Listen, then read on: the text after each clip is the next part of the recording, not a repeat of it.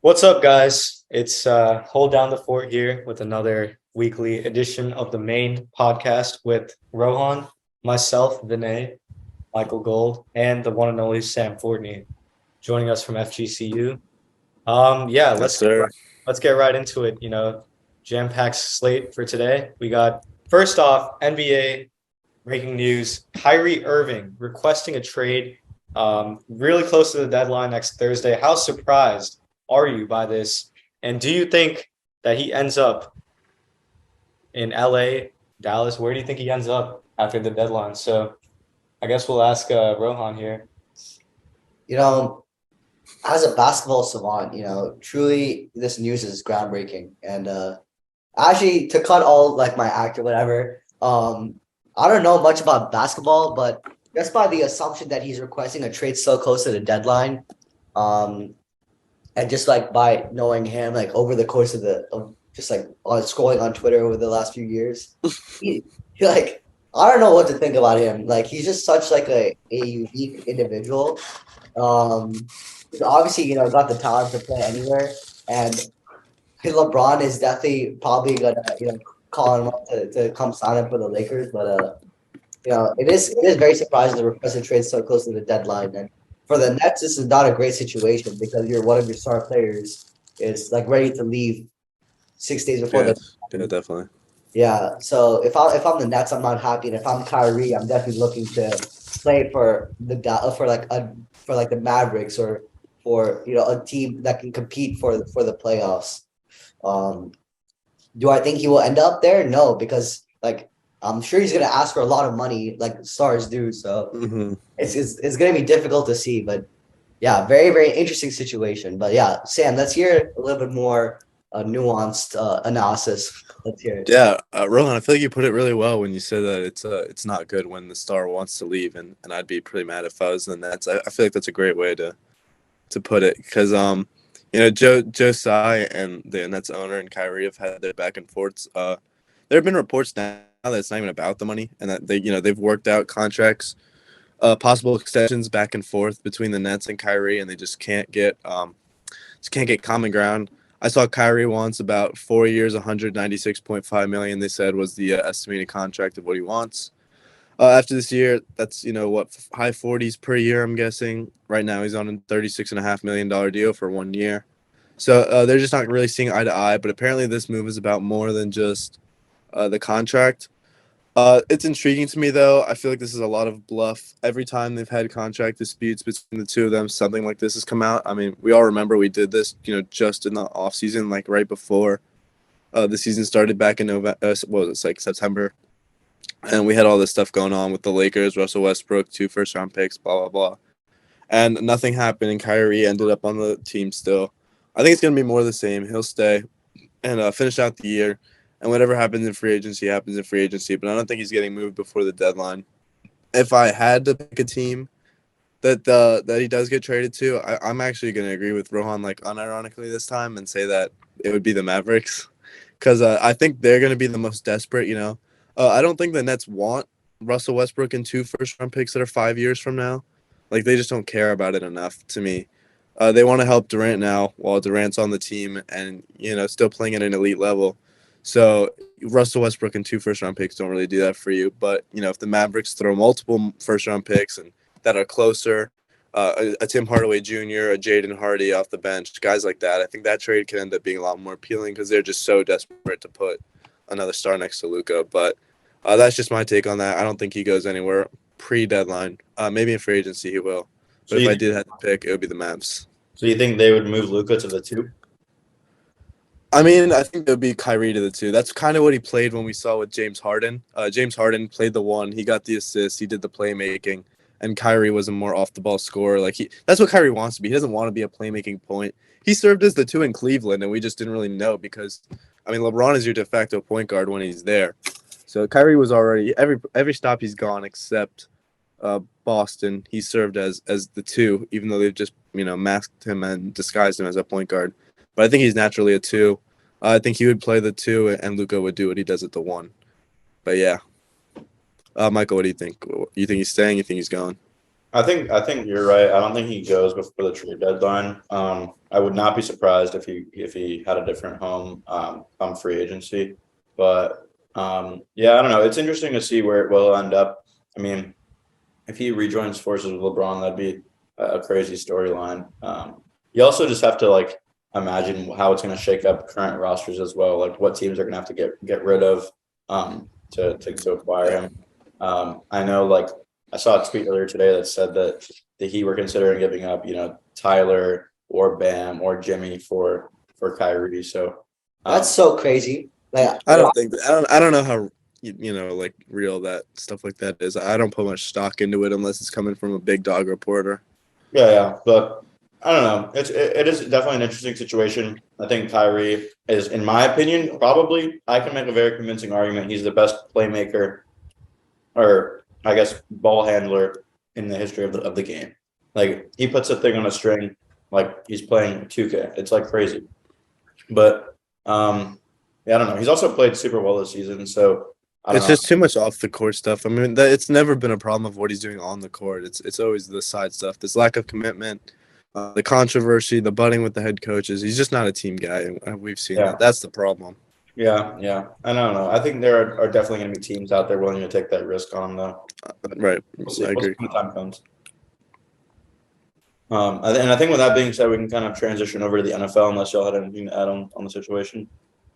Yeah. We'll probably do a trade deadline special. Maybe after it's over to break down any big trades. I know Zach LaVine is on the market, I think, and now Kyrie, and I'm sure there's other guys out there. Right. We'll see. We'll see. Next Thursday is the deadline, so we'll see then. Yes, sir. All right. So transitioning on to our NFL segment. Of course, last weekend, championship weekend, jam-packed, a lot of storylines, especially in that Chiefs-Bengals game, the Joe Burrow-Mahomes storyline. Chiefs beat the Bengals 23-20, hobbled Mahomes. What do you guys think? Did this silence any doubt about who the best quarterback in the NFL is? I guess I'll start with you, Sam.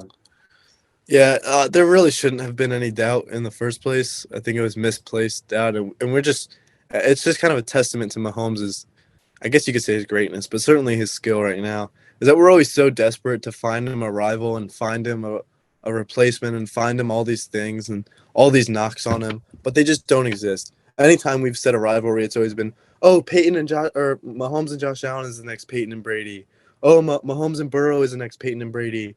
Oh, Mahomes and Lamar, Mahomes and Herbert, all these guys. But the one common denominator is always Mahomes. He's always there.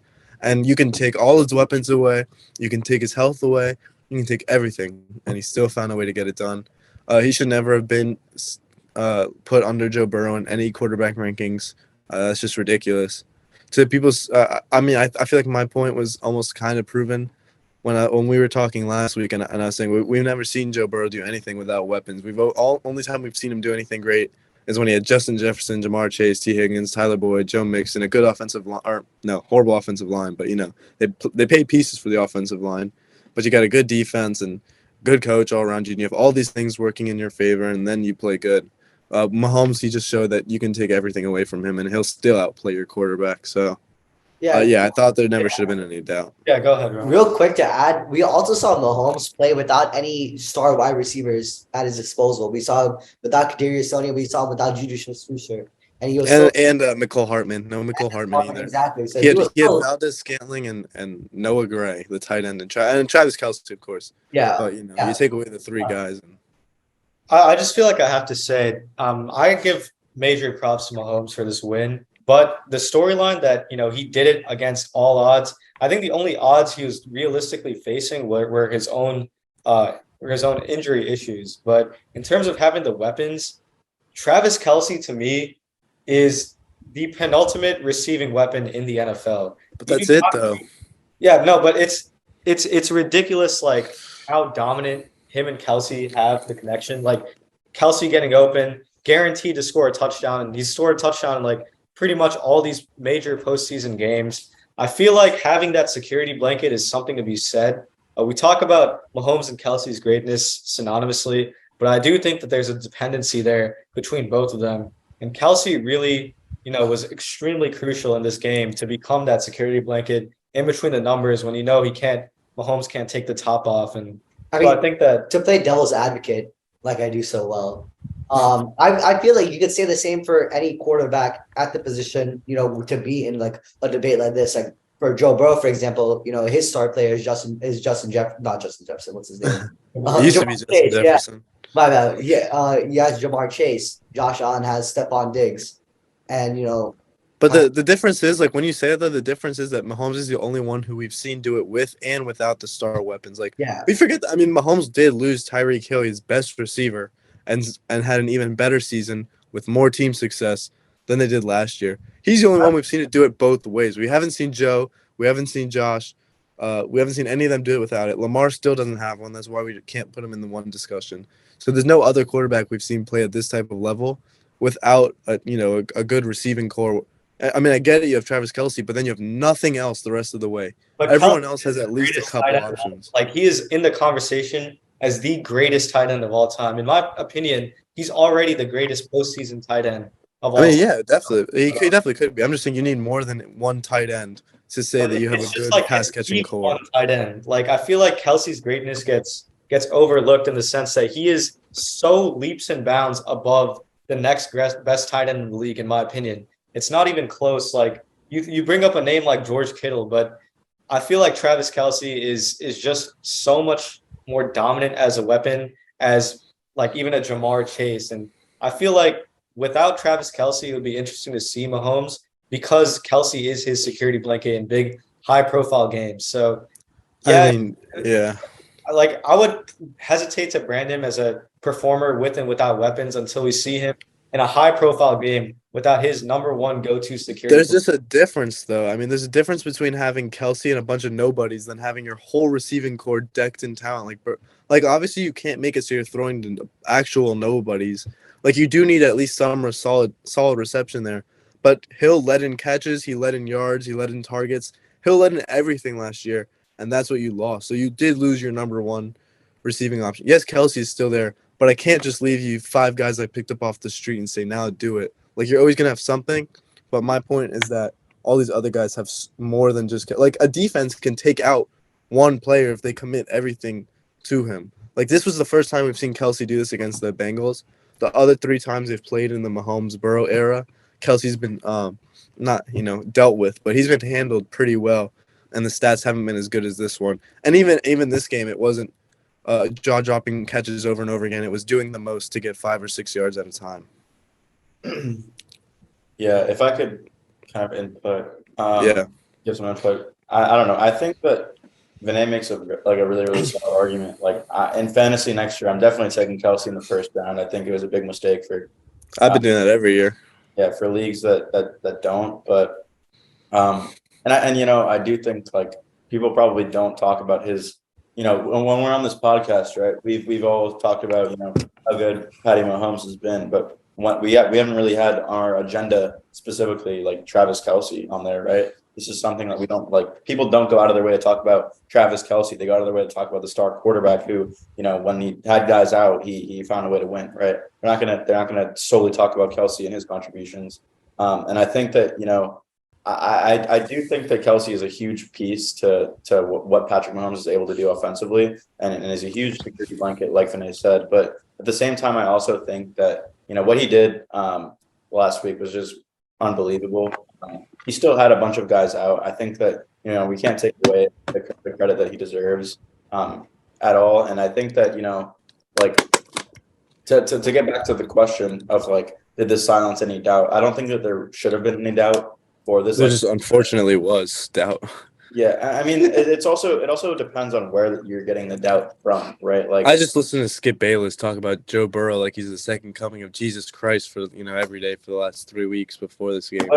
There's your problem. You listen to Skip Bayless say that stuff. There's plenty of others. I mean, you also just go on TikTok and see how many people are posting like hype videos of Joe Shiesty, Joe Burr, like how many like Instagram pages of ESPN and all these House of Highlights and Bleacher Report, how they just like everyone just glazes him like it's like a cinnamon glazed hot rod is what Joe Burrow is to all these girls and all these Instagram pages and all these sports commentators. Like it gets a little frustrating. I mean, like there was definitely data out there that it's Burrow head. This is Burrow head. The it's the Cincinnati mayor calling it like what Bengals Day, like Bengals to the Super Bowl day or whatever. Mhm. Like, there's definitely the seedings of a narrative out there. Really interesting stuff about Patrick Mahomes and Travis Kelce, but kind of to shift the conversation to the other Kelce brother. Let's talk about the NFC Championship game with Jason Kelce and the Philadelphia Eagles. Kind of mopped the floor with the 49ers. Unfortunately, Brock Purdy had to leave the game. He's gonna undergo Tommy John surgery in the offseason. Sad to see, hope he recovers well, can kind of bounce back from this. Um, what should the 49ers do with their QB situation for the next season? Michael, what do you think? Well, Danae and I have kind of talked about this. They spent a really high pick on Trey Lance, and I think that for that fan base, if you were to offload Trey Lance, I think you get a lot of negative feedback, a lot of criticism, and rightly so, right? You use a very high value pick on a guy. He hasn't played terribly. I think he's played pretty solidly in like the games we've seen him. Maybe not. I don't know. I would take him over Purdy, right? Like probably not, but I guess we'll see. I don't know. I would take him over Purdy, but What happens to Jimmy Garoppolo though? He's not He's returning. gone. Nah, he's gone. Yeah. But I don't know. If I were the Niners, I'd probably keep Lance and Purdy. I think that'd be a pretty decent quarterback room. I think Trey Lance and Purdy both deserve some more time. Especially Purdy. Like he went 7-1 or 7-0 in like his starts, right? Like they won every game except for the last one. That was the only game he lost as a starter. Yeah. So I guess if I'm the Niners, I'd probably stick with the current quarterbacks I have. I don't think I would switch up the quarterback room too much. And as y'all kind of just alluded to, I think Jimmy G is gone. Try to maybe get something decent at some of your like the positions that you need for him. But besides that, I don't think you get rid of Purdy or Lance. I think you still give them time to prove themselves. And if they can't do it then after maybe a year or two, then you look elsewhere. Would the Niners be concerned with the recovery of Brock Purdy? Like we see, MLB pitchers take years to, recover to their full potential after Tommy John's. And, do we think, that's something that the Niners would think about in, the Brock Purdy situation? Well, I feel like it has to be said from an executive standpoint that Niners are in a really unenviable situation because essentially what you have is a contending roster, a Super Bowl caliber roster with the question mark at quarterback and a draft pick that you spent a high pick on that you haven't been able to properly evaluate. So for me, like from an executive standpoint, I feel like the Niners can't really bank on either Purdy or Lance. It's one of them. And then if that doesn't work, you immediately move on to a veteran because you have a contending roster. Lance has not been evaluated yet, unfortunately, because he got injured this year. And last year he sat. I don't think there's enough of a sample size for the Niners to justifiably move beyond such a heavy investment. And if they do, it's certainly not going to be for Brock Purdy. Unfortunately, in my opinion, we have seen Purdy's last game in a 49ers uniform. I just think that having two rookie kind of unproven quarterbacks be your only options, I feel like you got to bring in a vet to replace Jimmy Garoppolo. And this next season, if Lance does not pan out, I think the 49ers are really in an unfortunate situation where they're going to have to just go into free agency and get the best possible quarterback or draft another quarterback. But again, it's a difficult situation because you have a Super Bowl caliber roster, but unfortunately you can't go out and get the best possible quarterback because you have someone in your room that you haven't yet properly evaluated. I mean, do you think that you said, the ideal situation for the Niners would be to bring in a star caliber NFL quarterback? Do you think Aaron Rodgers is on the top of the list? Aaron Rodgers already said he's not going. Oh, he said he's not going? Yeah, he said he's not going to San Fran. Oh, okay. That kind of ruled that out. And I'm sure they would have talked to Brady had Brady not retired, but that kind of puts a wrench in that too. So who do we think is the ideal NFL caliber, like star caliber player to come into San Francisco? There just isn't one, frankly. He's just not out there right now. I don't know. I think it'd be a big mistake for them to take Derek Carr. No, they wouldn't do that.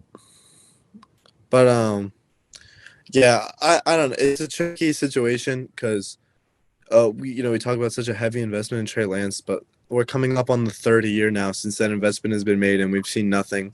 Sometimes you kind of just gotta let your ego drop and admit you missed on a pick. Because if the guy can't stay available and he didn't show any, I mean I see the flashes of the running, but he did not look great.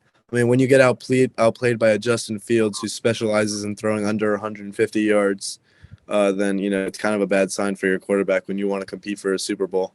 That was a But that like was what?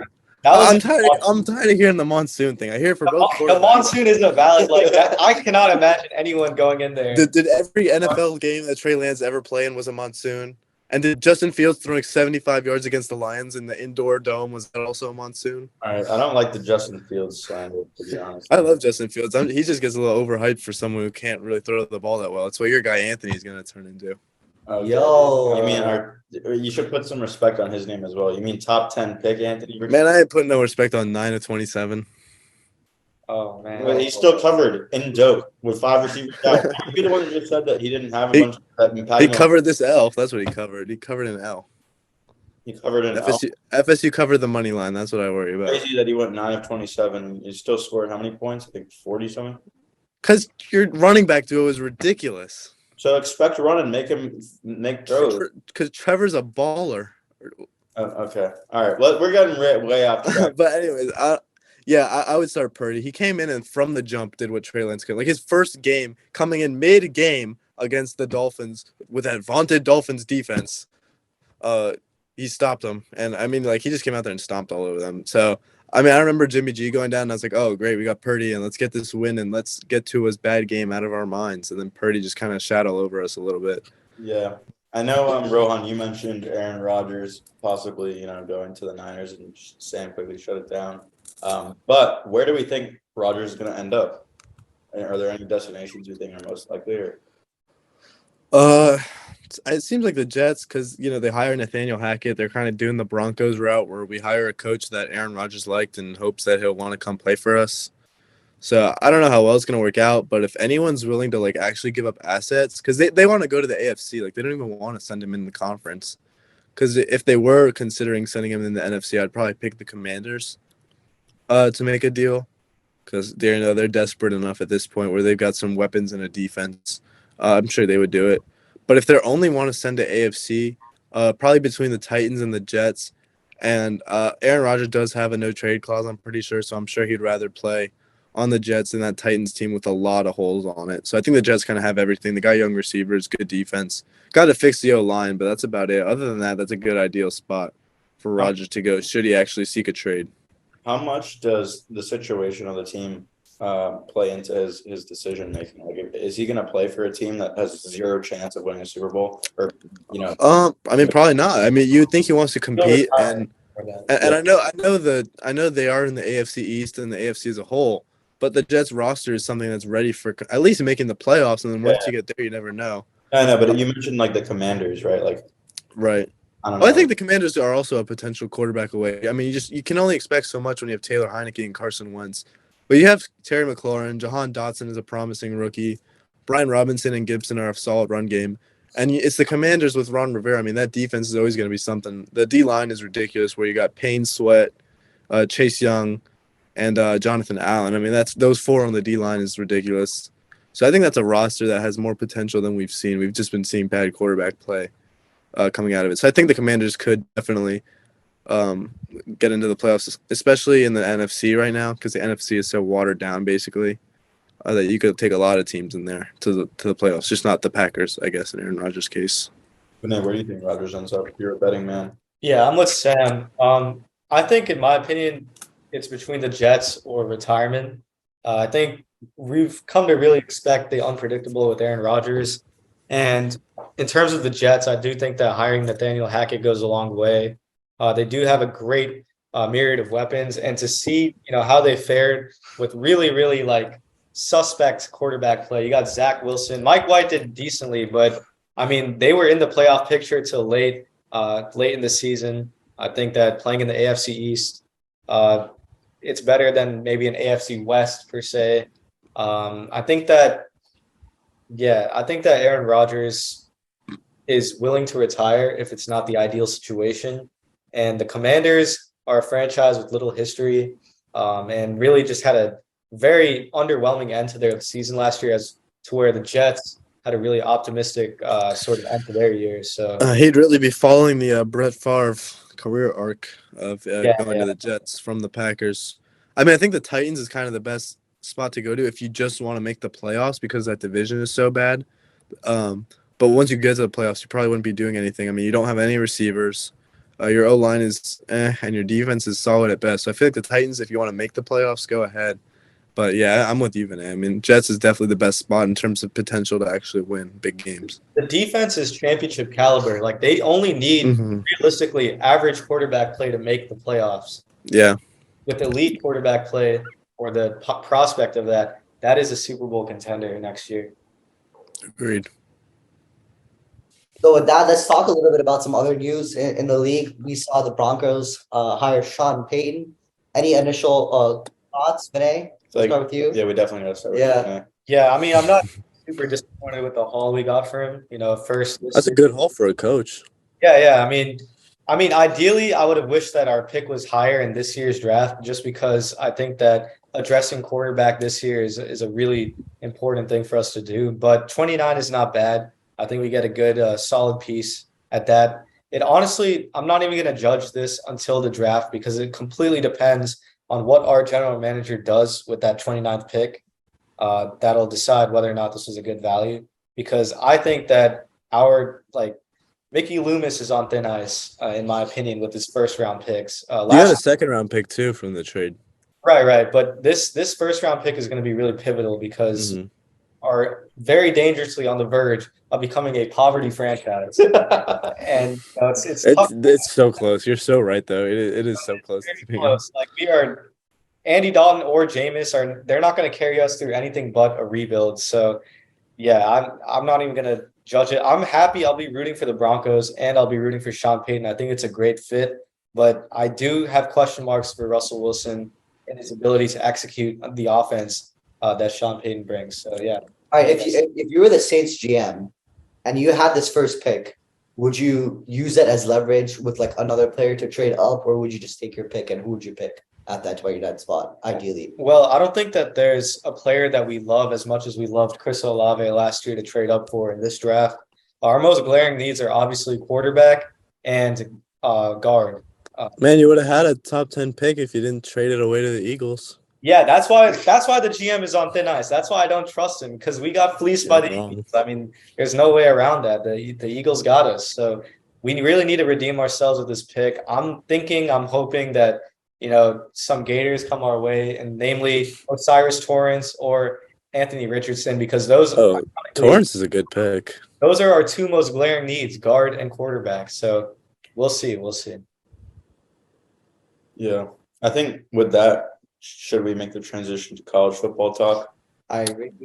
All right. Yeah. So, Matt Rule, Dion, Hugh Freeze, they all got, they all had looked to have kind of a productive first year, new schools. Sam, I'm gonna ask you first, I guess.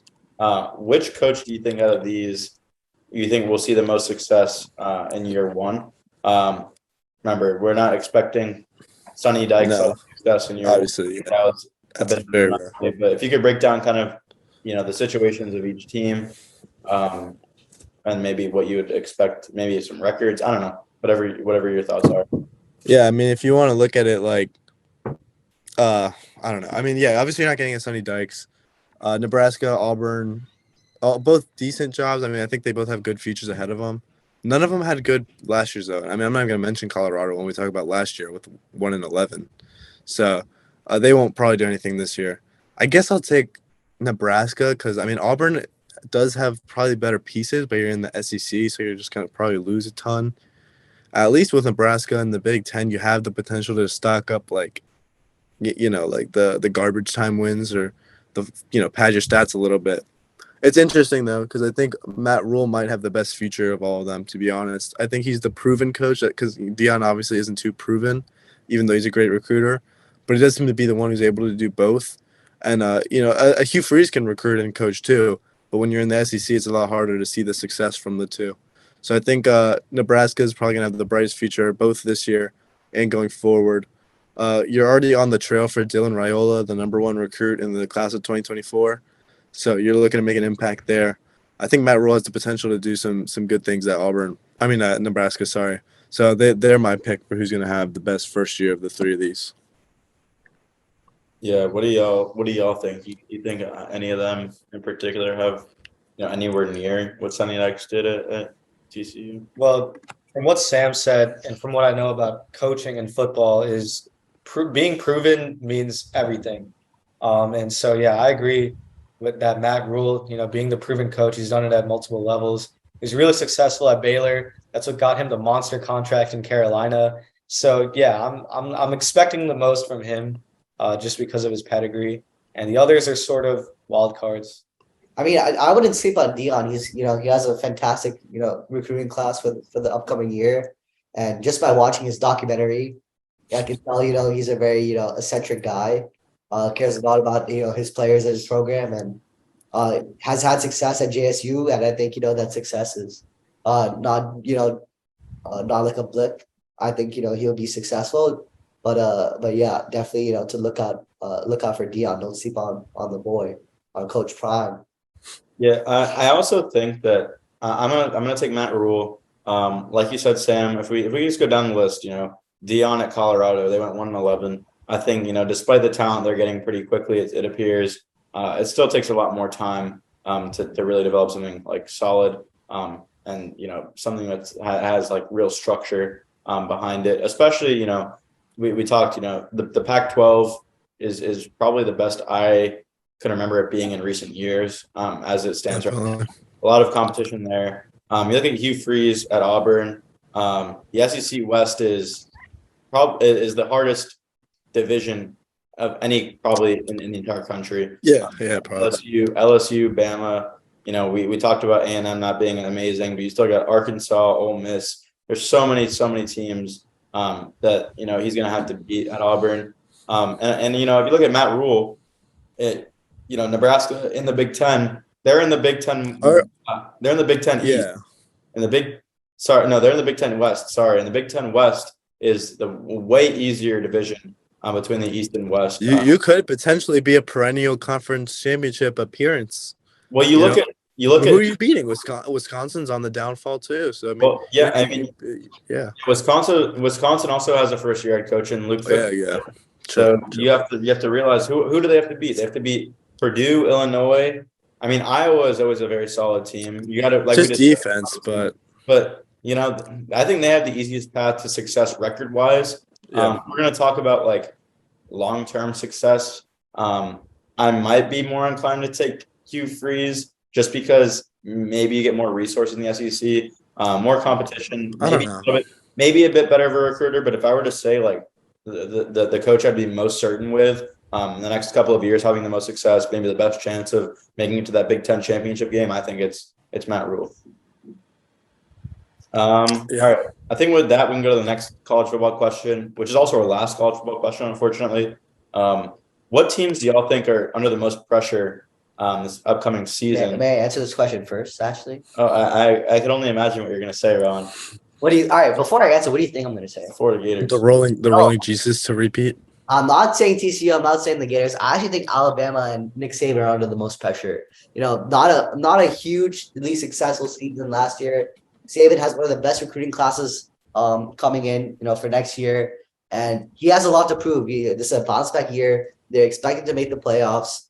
Do we think they're going to make it? Probably yes. I think we all agree that they're going to be the number 1 seed. Most of us took them as the preseason championship pick. Yeah, but despite that, I still think he's going to be facing a lot of pressure. It's not going to be easy, and I think with the talent that's coming into the SEC, it's going to be difficult. And I think Nick Saban is going to be under a lot of pressure next year. Me personally. Yeah, I think that a team that comes to mind for me is Michigan, just because, like, you guys can correct me on this, but is it actually realistic for Michigan fans to measure their entire season success year after year on that one game against Ohio State?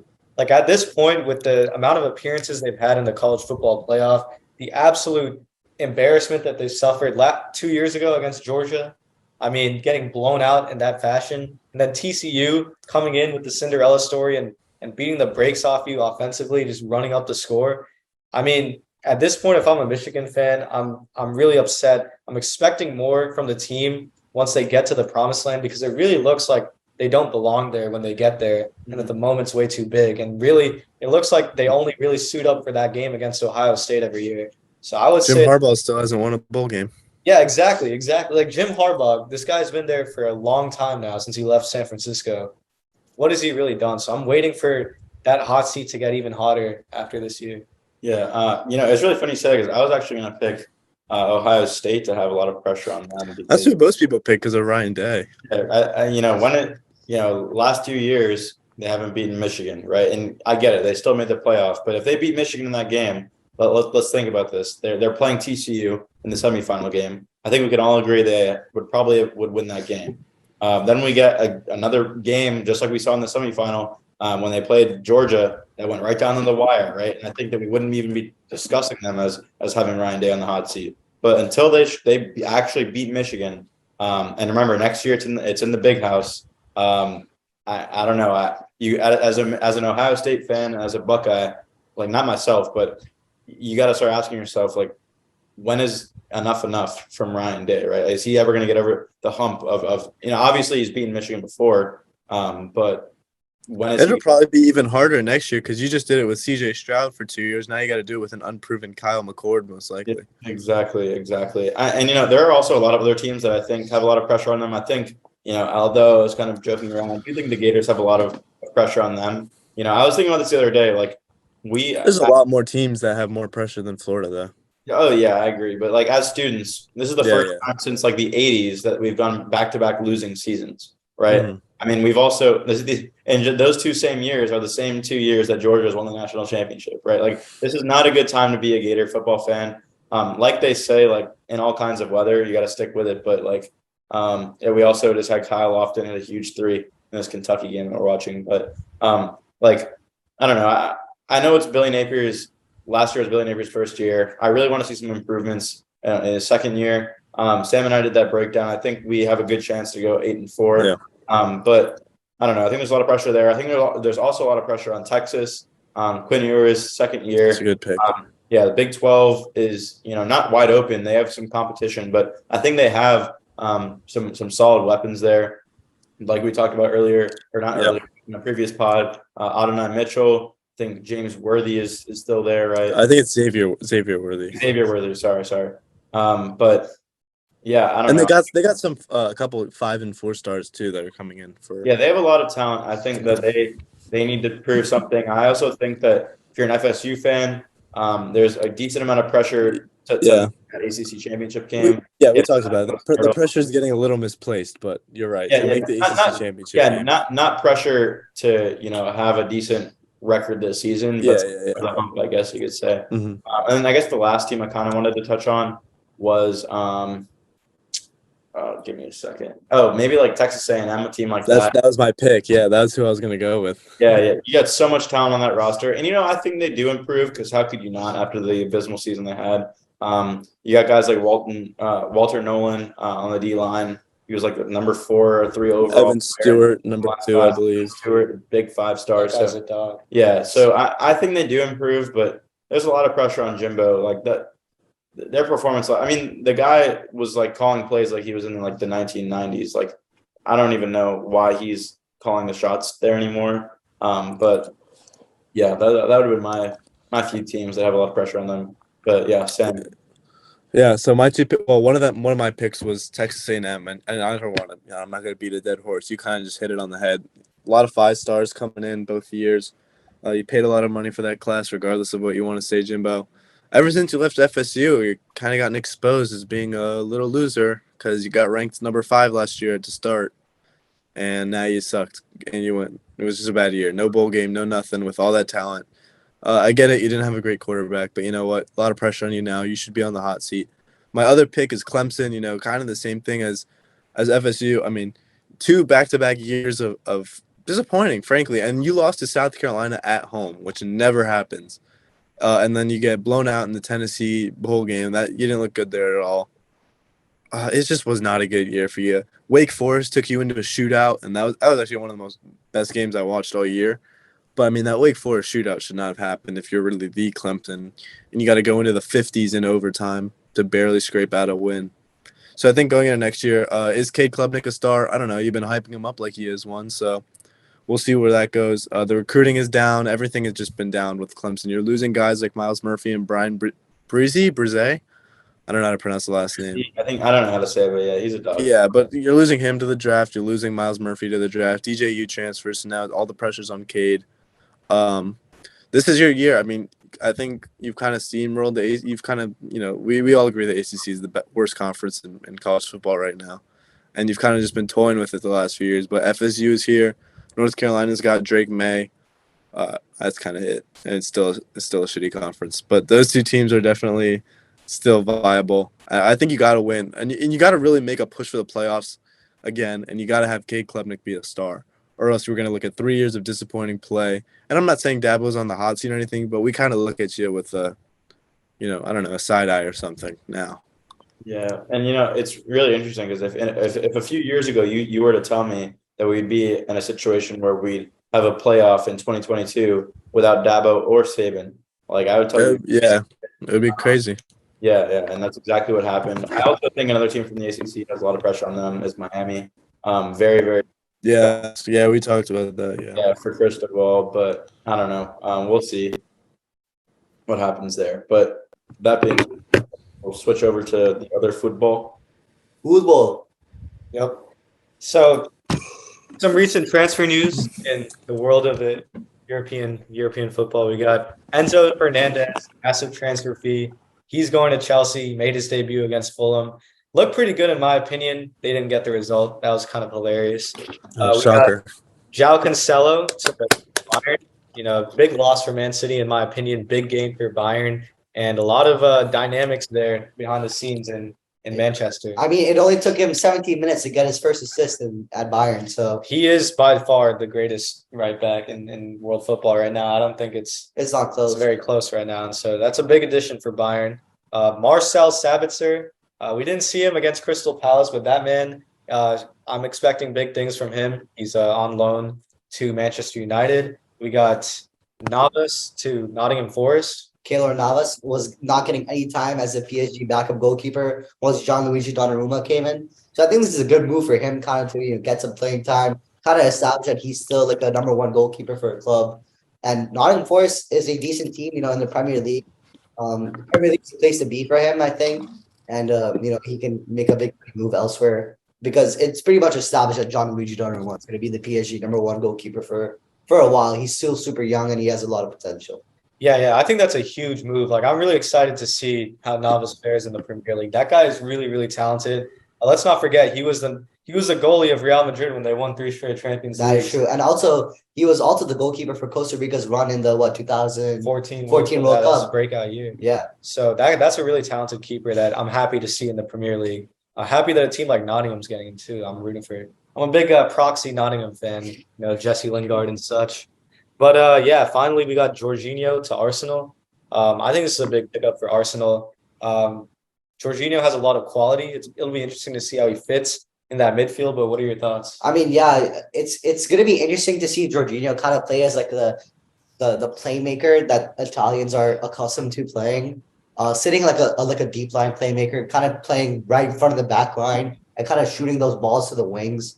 So it will be definitely interesting to see how, he can distribute the ball to like Martinelli and Saka and kind of how he can control the game, slow it down, speed it up whenever, is necessary. But yeah, I mean, this is just like another move from Chelsea to clear up some money from the outrageous spending that they had in the January transfer window.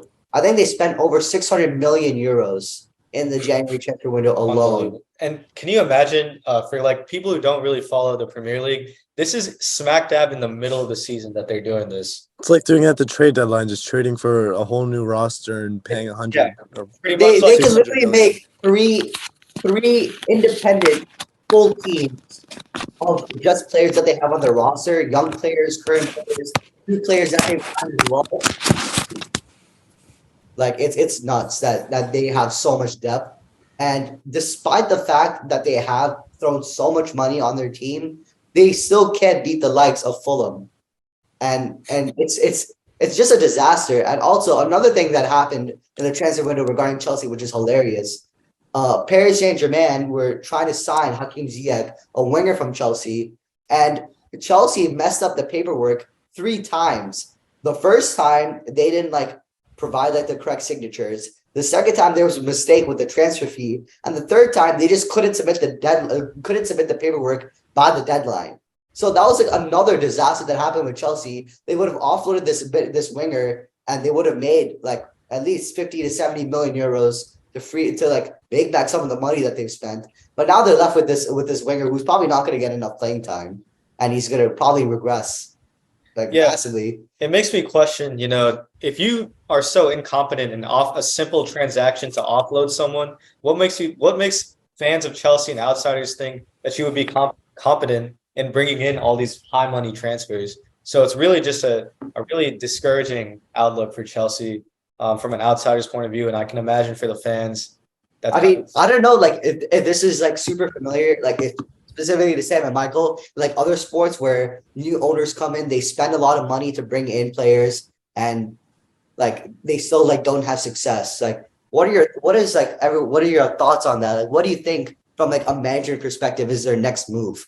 Do they like hire like a new board to like rethink their decision making? Do they fire their current manager who isn't performing? What do you think is their next move? Michael, we'll start with you. Well, I mean, I think it depends on the situation. Right? Like you're giving like a pretty general like. All right, so basically, right now Chelsea are like 10th in the Premier League. They're normally a top 6, top 4 team. They have a huge like a absurd amount of players. Their manager kind of sucks, and they have new American owners. So what do you think is like the next step for them? I mean, it sounds like the GM is a big cause of a lot of the problems there, right? You said there's a lot of paperwork issues. There's a lot of, I don't know. They're not. They obviously don't have the chemistry with the team that they have to be successful. I mean, that's also not to, like you said, like it was a disaster class against Fulham. Isn't Fulham like a pretty solid team in the I mean, right now? Like in any shape or form, Chelsea should be beating a team like Fulham. when you outspend a team by 600 million, you should be beating that team. And by the way, to compare Chelsea's spending alone with all the other leagues in Europe, I think Chelsea spent 600 million. The other leagues in Europe have spent less than 300 million. So just to compare, the entire leagues of teams in France, Spain, Italy, Germany, etc., have spent less than half of what Chelsea has spent this in just January alone, which is nuts to think. I also think this goes back to like, I don't know, you can try to relate this to like other sports as well, right? Like in college football, we're seeing like pay for players, right? Like we don't really know how it's going to materialize in the next couple of years, but I think it creates issues because it's not all about like how talented of players you can get, right? Like in college football, Sam and I have always said like it's a talent acquisition business, right? That's what it is. The best teams will have that talent, but I think that something that plays a lot more into effect in soccer is chemistry and building that chemistry over time. I don't think that soccer is a sport where you can just buy players, add them to your roster, and say, okay, we should be winning now, right? Like I think it's something that takes a lot more time and patience. And sure, obviously, if you're significantly outspending someone, then it's probably a much deeper issue, and they should definitely consider maybe getting a new GM or I don't know. I don't really know what else there is to do in that situation besides get a new GM, because the GM has so much control over what happens with the team and their success, right? I think that the situation they're in now is probably in large part due to the GM and the decisions they made, mistakes they've made. But I don't know. I'm not as in touch with the Chelsea administration or I guess dynamic as probably y'all are. But it seems like from my experience playing my GM on 2K that the GM can do a lot of things. And as a result of that power, it can, either be really good or really bad. I think it's been pretty bad as of late, like y'all said. So I don't know. I think maybe getting a new GM is something that could help them.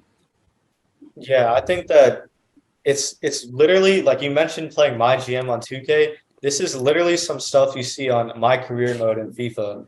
I mean, that unlimited budget, spending recklessly, not really knowing how they're going to fit into your team. It just makes me think that Chelsea are not thinking anything through at the moment, except for, pulling the trigger as fast as they can on the next big money player. Yeah, like you said previously, this is a complete act of desperation.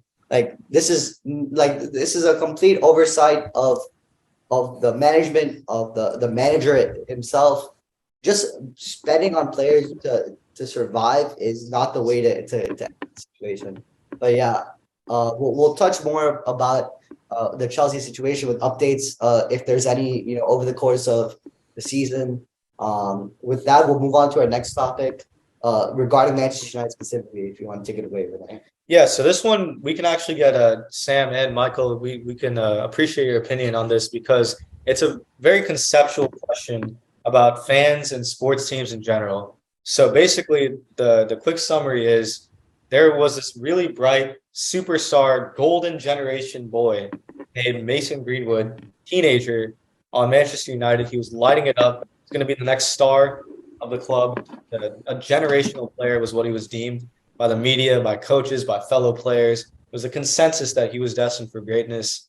And recently, I think a year ago, maybe it was like during COVID, I think. Yeah, like a while ago, he got arrested on rape charges, sexual assault, and it was just really, really unfortunate to hear about that for the victim. And to be a little bit, to add like a little bit more detail, there was a recording that came out which documented like the accusation, like him like having an argument with this partner and the aggression and like the physicality. Yeah, it was really clear cut to see like sort of how things played out when you read about the court documents and you hear that video. It put the story like matched up pretty well, and Greenwood was basically disgraced. And now recently he has been absolved of all charges. All the charges have been dropped.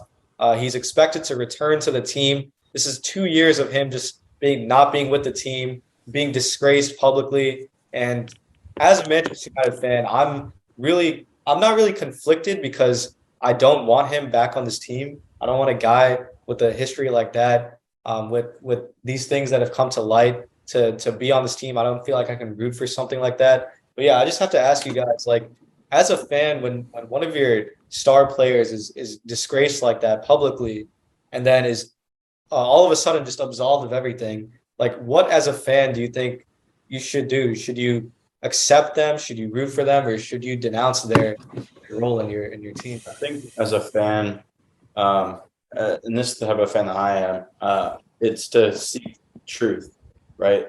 I think that although that might be hard to do in such a complex situation, being absolved of charges doesn't necessarily mean you're innocent, right? Someone could have definitely done something that was immoral, unethical. No fan of any team, regardless of how much of a diehard you really are, should support or tolerate. I don't know. I think that I would definitely have to know a bit more about the situation, look into why he was absolved of those charges. Basically, to answer your question really quickly, the short answer is that the prosecution was not able to secure their witnesses. Like the witnesses dropped out of testifying last minute. It was basically a payoff.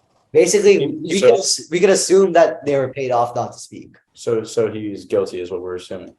I mean, in a world where he's guilty, you don't support him. You denounce him and say, maybe find somewhere else to go where they're in support of those terrible things that you did.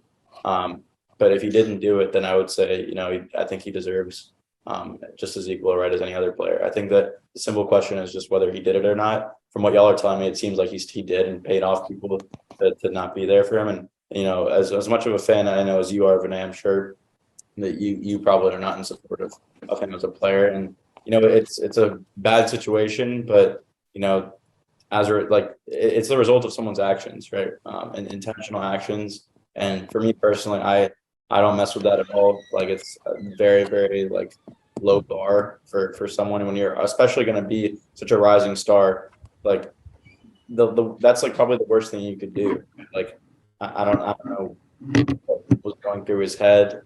Obviously, nothing great, like very brilliant, but I don't know. It's a very shit situation, but you make decisions that lead to that shit situation. And I don't think that anyone should have remorse for actions like that. It's pretty inexcusable. Sam, what about you? Yeah, you guys kind of hit it on the head. Obviously, I'm not the most informed on Man United affairs, but Rohan, just going off the information that you're telling me now, it seems really sketch. And I know the overseas laws work a lot different than over here, so some foul play with the court case definitely could have happened. It's just, yeah, it's an unfortunate situation that we can't get a clear truth, but it's a really hard spot to be put in as a fan. My gut would tell me just try not to root again, maybe root for team success, but not necessarily player success. But that's a real tough situation to be in as a fan and as a team.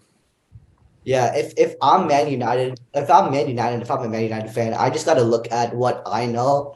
I've heard I've heard the recordings that have been released. I've read the court documents. I know, what the club has done. I can assume that he's done it, that committed the crime.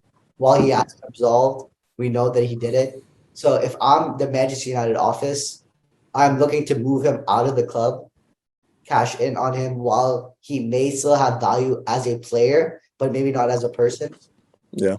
Move him away, either send him out on loan, terminate his contract if necessary, if he doesn't get like a deal away from the club. Because if I'm another club, that reputation is also attached to the player. So you really have to like look at the player more so than the talent that the player brings in this specific situation. Yeah. So if I'm Manchester United, I'm moving him out of the club, regardless of whether he did or didn't do it, just because of the accusation made and the evidence around it, which has already been like released. But that's my take on it. Yeah. Yeah, basically, long story short, from my standpoint, I don't want him at the club.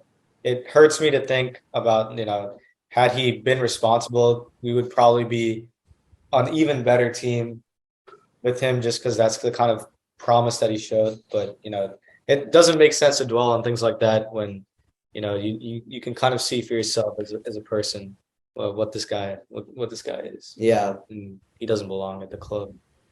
Yeah. Well, and with that, let's transition over to our best bet segment. Let's keep it with normal tradition. I guess I'll go first. Last week had a fantastic week. Went 3 for 3. Thank you. To recap, I took Rashford anytime goal scorer versus Crystal Palace. Oz Eman anytime goal scorer versus Roma, and the Lecce money line versus Cremonese. All 3 were a hit. I don't know what my overall record is, but it is 3 more than it was last week. So let's keep it up. These are my bets for the upcoming week. All right, number 1, I'm taking the Tottenham Hotspur money line versus Leicester City at plus 105. I think that this is a fantastic line. If I'm a Spurs fan or any soccer fan in general, Leicester City are having a shambolic year, and Tottenham are making a charge for European soccer. While they have dwindled in form the last few weeks, I still think that more of morality defeated Tottenham Hotspur can beat a full strength Leicester City. Leicester City are fighting for the relegation spots to get out of them, but I still don't think that they would be able to defeat Tottenham Hotspur. So the line at plus 105 is a fantastic one. The next one is Real Betis money line versus Almeria plus 150. This is in the La Liga. If you watch Vinay and I's soccer recap at the beginning of the year for the big leagues, we highly rated Real Betis. They're having a pretty incredible year, making late runs in the Spanish Cup and being a top 4 competitor in La Liga. And I've honestly never heard of this Almeria team before, so I'm just hedging my bets that Real Betis can close a deal. Plus 150, I think, is a fantastic line to take. And then lastly, this is a game that I'll be watching as he and kind of keep track. It is the Derby di Milan, Internazionale Milano versus AC Milan. I think this game is going to end up in a draw. I just think that both these teams are so equal in the fact that they are like they're good and they are bad at certain instances of the game. I think that with the form that Inter Milan is right now, I don't think that they will be able to outscore Milan. But at the same time, with the form that Milan's in, I don't think that they're going to outscore Inter. I think there's going to be a stalemate of the game. A stalemate of the game. I think it's going to end 1-1. But if I had to choose an outright winner, I would say AC Milan. But I still think it's going to be a draw. The line's at plus 250. So I would take that sparingly. The draw of my lock of the week is going to be the Spurs money line versus Leicester City. But yeah, but definitely the most interesting game is the Inter Milan versus AC Milan game. So if you're looking for a good game to watch on Saturday, or sorry, on Sunday, it'll be that game. But yeah, All right, I guess I can go next. Similar to Rohan, I also had a pretty good week. Am I pretty good? I mean, 3 of 3. okay. I'm not really much. So Brentford beat Southampton 3-0. I took their money line. And then I took both the Chiefs and Eagles to win those 2 games. They both took care of business. I'm now 12 out of 18 overall. I think if my math serves me correctly, that's about 66.66667% correct. So I that's, think I'm 11 out of 18 because last week I was one behind you. yeah. So we're yeah. pretty similar, honestly. Yeah, very similar. Hoping to keep that hot streak alive. So here are my best bets for the week. First and foremost, gotta say, LeBron is only 36 points away from being the all-time leading scorer in NBA history. What we once thought was an untouchable record set by Kareem after Wilt. It's been touched, and it's been touched by my GOAT, and who I think will be who should be the undisputed GOAT after he sets this record. I think you're going to take. So the bet is LeBron over on points. The line has not been set yet, but whatever that points line is, I'll take the over. He needs 36. I think it'd be in very LeBron fashion for him to get it in that game against the Thunder at home. And what's no longer called the Staples Center, the crypto.com arena or whatever it's called. So I'll take that. I'll also be taking Florida basketball to cover versus Bama weekend. It's in Tuscaloosa. We're watching this game right now. They're looking pretty subpar. You just missed a wide open layup by Castleton, but he got fouled. So we're down 10 to Kentucky. Hopefully after he makes his next free throw. But we just came off a great win against Tennessee, the number 2 team in the country. Beat them by I think 13 at home. I was at that game. Great environment. The O-Dome was rocking. So I do think that it's a much needed game for us, much needed win. So the line isn't set yet, but I'll set it kind of myself as kind of like an alternative point spread. I'll take Florida to cover +8 line. I think we keep it close at minimum.